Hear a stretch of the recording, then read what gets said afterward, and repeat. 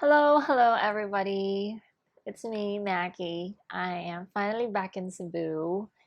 And so today I would like to show my gratitude to all of you by unpacking my things, unpacking my luggages, and at the same time, I prepared a bunch of things that I wanted to talk about, especially my feelings and also how am I doing right after Miss International Queen Philippines journey.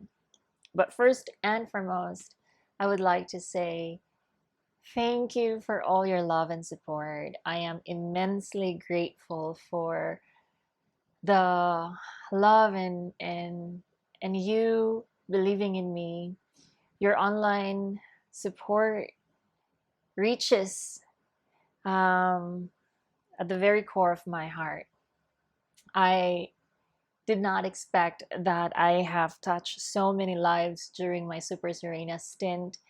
And that showed when I came back in the pageant world here at Miss International during Miss International Queen Philippines 2023. There were so many stories that I have heard and also stories of my fellow candidates that I have been a great inspiration for them, and my Super Serena stint in 2013 inspired them to transition and to become who they are. Those stories are more than just a crown for me.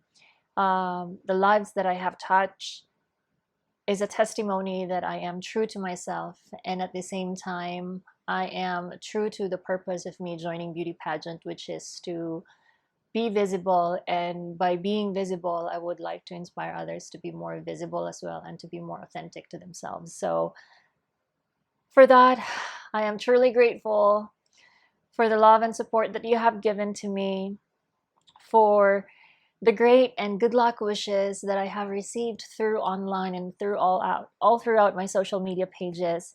Maraming salamat po sa inyong lahat. Um, I don't know how to give back, and I don't know how to respond to all the great wishes and good luck kisses and hugs and just completely the love and support that you have given me through online. I don't know how to reciprocate that. So I do hope that with this little gesture that I am unpacking with you all, I am unpacking my luggages with you all while I am recording this. I hope it's a way of me showing my um, how grateful I am to the things that you have showed to me and the things that you have given to me. So here we go. Thank you so much. First things first is how am I? So this is it. That's it. I have 4 luggages, and some of my stuff were were sent. I just had coffee, by the way, and I had bibingka. Ah, lovely. What a best what a great way to start my day. First day coming back in Cebu. Well, actually, yesterday was my first day, and I had coffee with my business partner. And also, I had banana Q and I had kamari Q. I arrived here in the afternoon, and in the evening, I met my mom and my dog. I wasn't able to record that. I kind of wanted to make it intimate because I might be crying. Did I cry? So these are the luggages that I have. I had with me my one of my best friends, one of the things that one of the people that I trusted, Nicole, who flew with me during my Miss International Queen journey. Um, Basically, she only had one small luggage, and I have 4. And the costumes were sent to me just the day before the preliminary.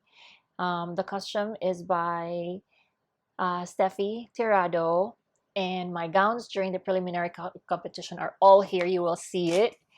The preliminary gown that I wore is here. The final gown that I wore is here, but it was sent to me the day before the coronation day. So Let's start unpacking. I'm going to unpack my luggages and I'm also going to unpack my emotions and feelings and thoughts about my Miss International Queen Philippines journey. Let's get into it. Okay, how am I? Right after, right after I wasn't called on the top five, for some weird reason, I was happy. I was satisfied. Of course, I can't deny the fact that I am sad. I can't deny the fact that I am, I feel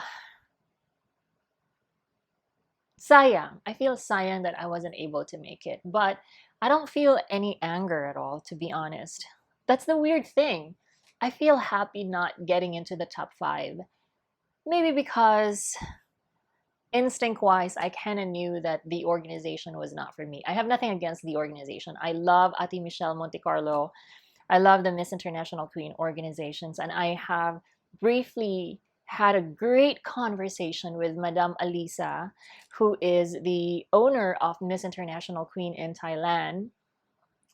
And the conversation goes around about me creating and co-founding a dating site for transgender women, which I will be talking about it, and I still have to ask permission if that's okay to talk about it. But yeah, I would love to talk about how did my closed door interview goes, but I want to go back to how I am feeling right after not being called in the top five.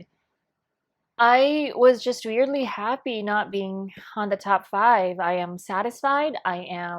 I think I did a great job. There's so many things that we could justify about that why I was not able to. People could justify so many things why I wasn't able to make it to the top five. But honestly, I have done the best that I can, and I am just happy. I just couldn't explain it more further that I am happy and contented that I was not able to make it on the top five. It's kind of weird, but this is me telling you authentically how I am feeling that maybe maybe it was not just a good match, just like relationship. You have this gesture of getting to know the other person. I was having the gesture of getting to know the organization. I so believe that the organization were also trying to get to know me during this 2 weeks period. Now, as the journey goes on, I have gotten to know the organization. I have gotten to know further about their how they work, how they work ethics wise, their goals. Kind of match, but it didn't match 100%. Um, I see trans pageantry as my way of activism and trying to inspire people in trying to speak out for what is the issues concerning the LGBTIQ community. I am not saying that the Miss International Queen Philippines organization is not trying to take care of those issues. I think they are, but they just have more priorities. They have different priorities in the organization that they wanted to show, which is more um, I don't know what are the things that they wanted to show more, and I think that's actually the reason why we were a little bit disconnected, because I am very straightforward with my goals. I am very straightforward with what I want from my community, what I want for me, and yeah, to explain it really clearly, I think it wasn't just a good match. We don't connect. Perhaps we do connect with the people within the organization, but then the organization itself is does not align to how I think I want it to be. So I also needed to choose, and I think the choosing part came after I wasn't called in the top five. But then again, I'm sad. Nanghihinayang ka na hindi ka nakapasok sa top five kasi nga you've done the best that you could. I have done the best that I could. I have done my assignment from being so technical when it comes to how I present myself on stage and the advocacy that is within my heart. And hindi naman siguro tayo nagkulang sa beauty, no? But um, yeah, I was just really happy not being called in the top five, and maybe there is a reason for that. I don't know what the reason is. I posted on my wall after Keith Bacayo, Ati Katsa gave a very um, sentimental message to me that every I didn't cry, and I didn't cry because I don't have any reason to cry, to be honest. Um, I I can imagine there are some candidates who did cry at that time, not making it to the top 11 because it was really tough. You know, the efforts and the the resources that you have put into the pageant is is something that you feel right after you don't get into the top 11. And I was just happy that I was in the top 11.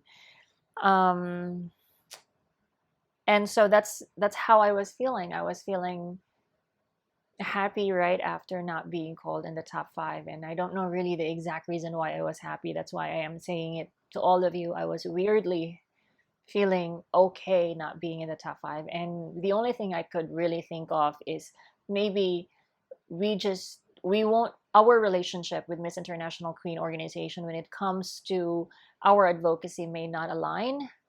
Our the way we see things may not be on the same path. We are not on the same path. So it's safe to say that I'm probably not the girl that they are looking for. But other than that, I am really, really proud with Miss International Queen organization. I am really, really proud with Ate Michelle Monte Carlo for having a great show. And I'm really proud of the whole team of organization of raising the bar higher for trans pageantry here in the Philippines and giving Filipino trans Pinay an opportunity to represent our country in an international stage. So that's how I am feeling, and I still haven't unpacked my things. We need to unpack our things because kailangan ko pang magtrabaho, girls. Anyways, so that's how I am feeling, and then that doesn't stop there. Honestly, um, I thought I wouldn't cry, but I was really hoping that I will cry. I'm still human after all. I wanted to I don't want to say grieve, but I wanted to let all the emotions be out. I wanted to express how sad I am, how lonely I am. And then it did happen. It did happen Monday. That was the show was on Saturday night. So, and then we had a team. I met my team because that was also the time that the whole My Transgender Date team had a team building in Manila. So I did meet them the night after the show, the morning after the show. I posted on Instagram. I posted it on my social media platforms that presenting to you my team. That was the last day of our team building. And then on Monday, that's where I got sick. Dude, I got sick. I had a slight feverish, maybe trangkaso. I had I was really having a headache. Had a bad headache for 2 days, Monday and Tuesday. And then that was the time where there was a I was my place is looking at Manila Bay, just um adjacent to the Aliu Theater, and my balcony shows a really great sunset from the Manila Bay. And there I was crying. I don't know, crying because I feel sad, not because I didn't win. Maybe I cried because I didn't make it to the top 5. But more so, I cried because I was feeling lonely, I guess. Um, it was a mix of emotions why I cried. Maybe because also dahil na rin sa puyat, dahil na rin sa walang tulog, dahil na rin sa kakapagod. Um, it was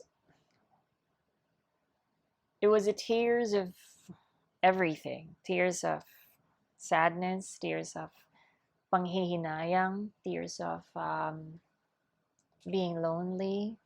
tears of wanting to be with somebody else that I can just hug. Um, and I really don't like showing this to my mom, because when I cried in front of my mom, then that is really something deep, deep, deep, deep serious. This is serious, but it's something that I can handle. But when you're into that situation, um, you just